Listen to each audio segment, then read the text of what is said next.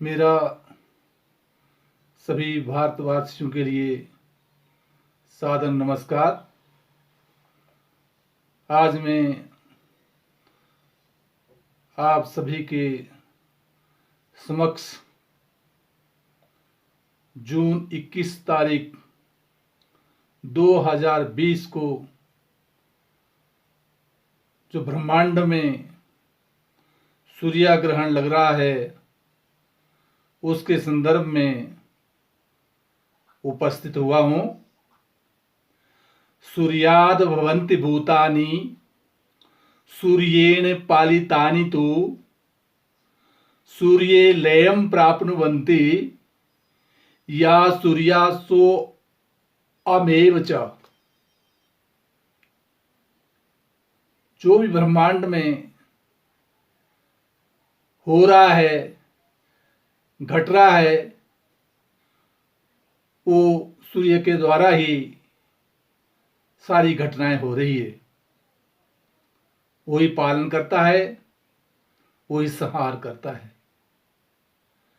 ब्रह्मांड में जब सूर्य और चंद्रमा एक राशि पर आ जाते हैं तो उस समय अमावस्या होती है और सूर्य ग्रहण लगता है।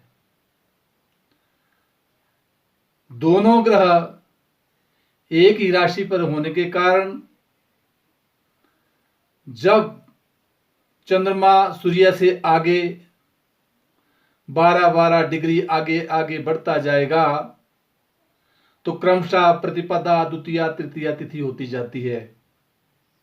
और इस प्रकार जब अपने से सातवीं राशि में चंद्रमा भ्रमण करते हुए पहुंच जाता है तो उस दिन जो है 180 डिग्री पर जो है पूर्णिमासी होती है।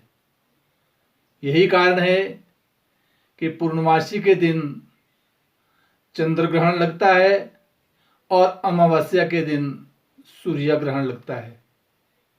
कई बार ब्रह्मांड में ऐसा भी देखा गया है कि ग्रहण लगा हुआ है परंतु वो भारत में नहीं है। इसका मतलब है ब्रह्मांड में कहीं ना कहीं ग्रहण लगते रहते हैं परंतु ना दिखाई देने का कारण विशेष रूप से क्योंकि सूर्य तो सदैव उदय ही रहते हैं, किसी ना किसी क्षेत्र में तो ग्रहण लगता ही होगा।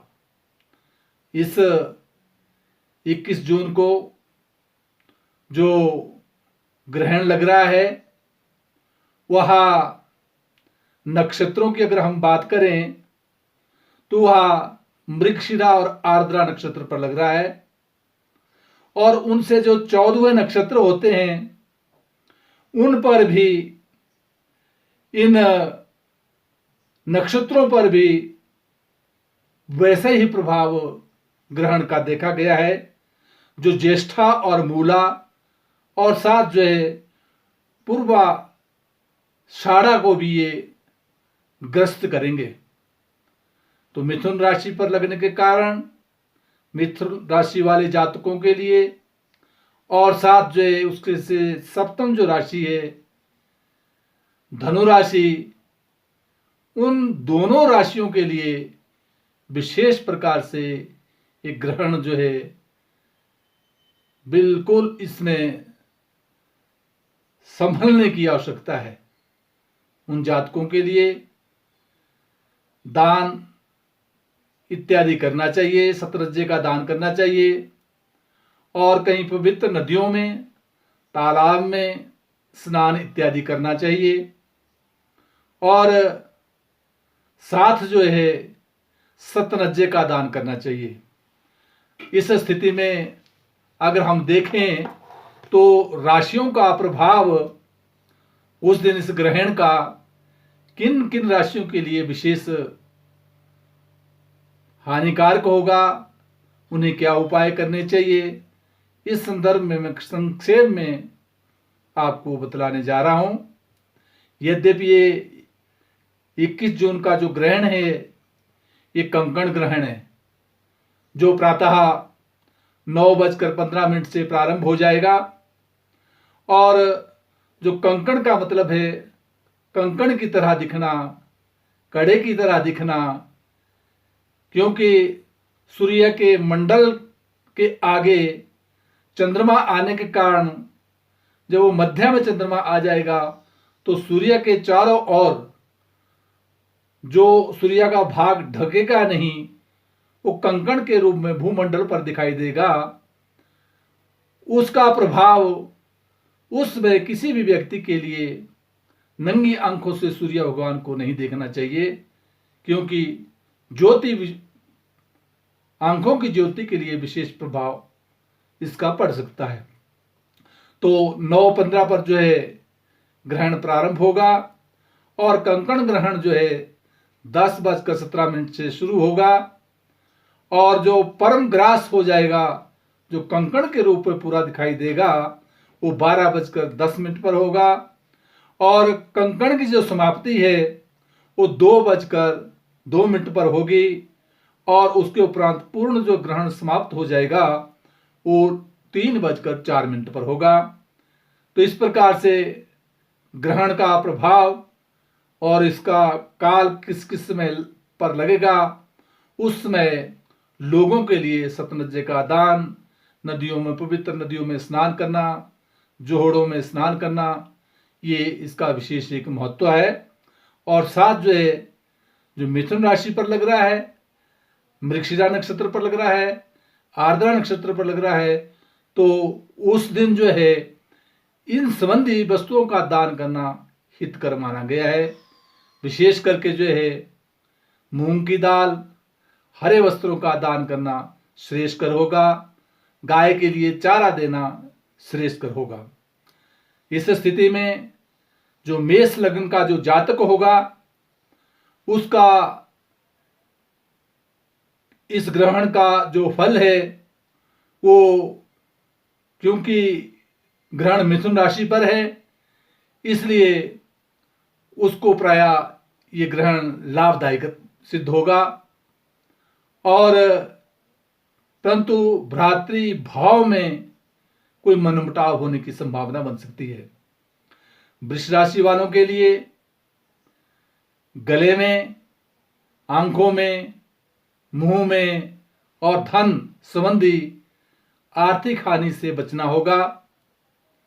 और मिथुन राशि वालों के लिए ये ग्रहण बहुत ही श्रेष्ठ कर नहीं माना गया है, उन्हें दान और पुण्य करने होंगे। और धनु राशि वालों के लिए भी ये श्रेष्ठ कर नहीं माना गया है, उन्हें भी दान पुण्य इस ग्रहण के समय अवश्य में करने चाहिए। कर्क राशि वालों के लिए व्यय की अधिकता रहेगी और सिंह राशि वालों के लिए धन का आगमन होगा, परंतु बड़े भाई के साथ कोई बेमनस्वा हो सकता है, इससे जरूर बचना होगा। कन्या राशि वालों के लिए राजपक्ष से परेशानी का सामना करना पड़ेगा, अंतर्द्वंद होगा और साथ राजनीति के क्षेत्र में कुछ उथल पुथल भी हो सकती है। तुला राशि वालों के लिए यद्यपि ये जो ग्रहण है ये भाग्य में धर्म और कर्म की ओर जो है व्यक्ति को ध्यान देना होगा और साथ जो है भाग्य उदय होने में कठिनाइयों का सामना करना पड़ेगा। वृश्चिक राशि वालों के लिए ये ग्रहण उसे कहीं गाड़ियों में बड़ी सावधानी से चलना होगा, चोट आदि से जो है सावधानी रखनी होगी।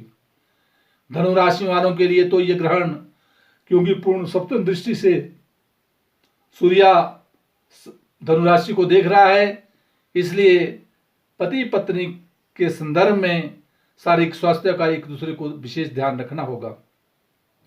मकर राशि वालों के लिए ये जो ग्रहण है विशेष प्रकार से शत्रु पर जो है विजय पाने वाला है, मुकदमे में विजय मिलेगी और आर्थिक लाभ होने की संभावना है।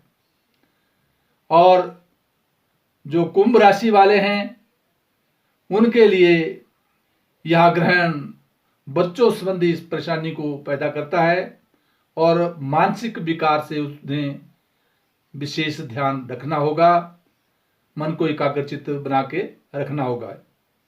और जो मीन राशि वाले हैं उनके लिए ये ग्रहण मातृपक्ष को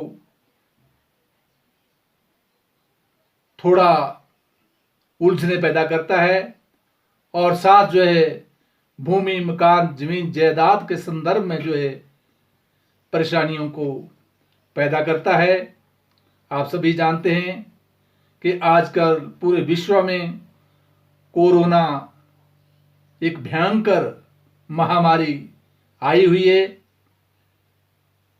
क्योंकि कोरोना जो है की राशि भी मिथुन है, इसलिए ग्रहण के कारण ऐसा लगता है कि ये जो कोरोना है ये एकदम से समाप्त होने वाला नहीं दिख रहा है।